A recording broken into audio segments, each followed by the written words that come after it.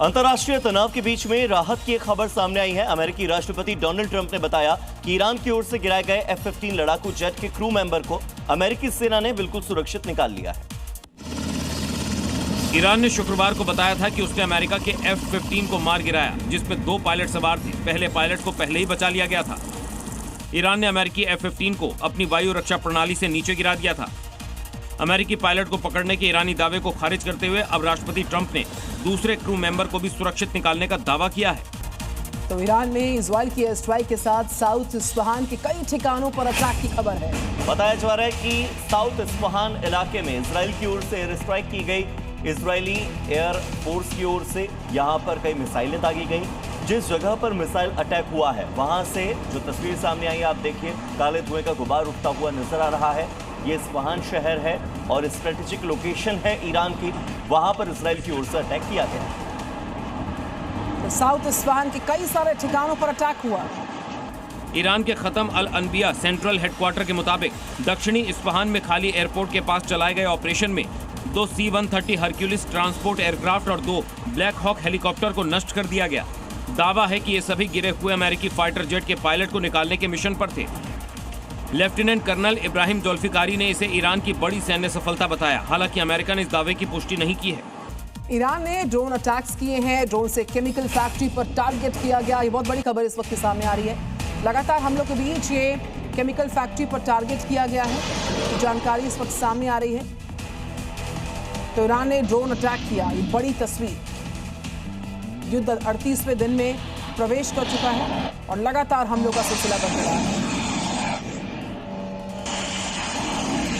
Chemical और industrial infrastructure को target कर ड्रोन अटैक कर रहा है, जिससे ये युद्ध और खतरनाक होता जा रहा है, क्योंकि केमिकल फैक्ट्री पर अटैक से खतरनाक गैसों का रिसाव हो सकता है, जो इलाके की बड़ी आबादी के लिए बड़ा खतरा बन सकता है।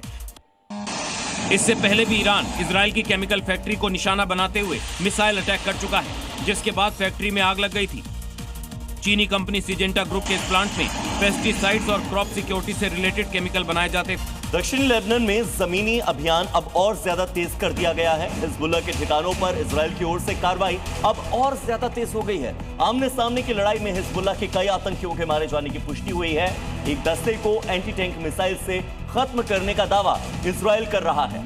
दरअसल इजराइल लेबनान में चुन चुनकर हिजबुल्लाह के ठिकानों को निशाना बना रहा है और हिजबुल्लाह की ताकत ही यही है कि वो लेबनान के रिहायशी इलाकों में छुपा हुआ है, रिहायशी इलाकों में घरों को अपना ठिकाना बनाता है। तो ऐसे में लेबनान के आम इलाके, आम लोगों के रिहायशी इलाके इजराइल के निशाने पर।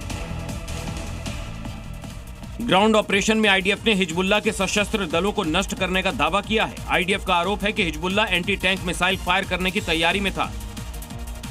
आतंकवादी संगठन के ठिकानों से एंटी टैंक रॉकेट, आरपीजी और अन्य हथियार बरामद करने का दावा भी किया गया है।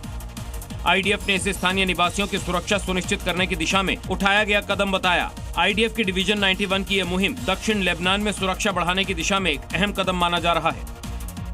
इजरायली हमलों से लेबनान में ऐसी तबाही मची है कि अब लेबनान के जो राष्ट्रपति हैं, उन्होंने इजराइल और हिजबुल्लाह संघर्ष को समाप्त करने के लिए बातचीत का आह्वान किया है। क्योंकि लेबनान के राष्ट्रपति जोसेफ ऑन को डर है कि अगर जल्द बातचीत नहीं हुई तो लेबनान गाजा बन जाएगा। इसलिए राष्ट्रपति चाहते हैं कि जल्द से जल्द हिजबुल्लाह इजराइल युद्ध को समाप्त करने के लिए बातचीत होनी चाहिए, क्योंकि इजरायली हमलों से लेबनान बर्बाद हो चुका है। बमबारी और हमलों की वजह से अब तक 10 लाख से ज्यादा लोग विस्थापित हो चुके हैं,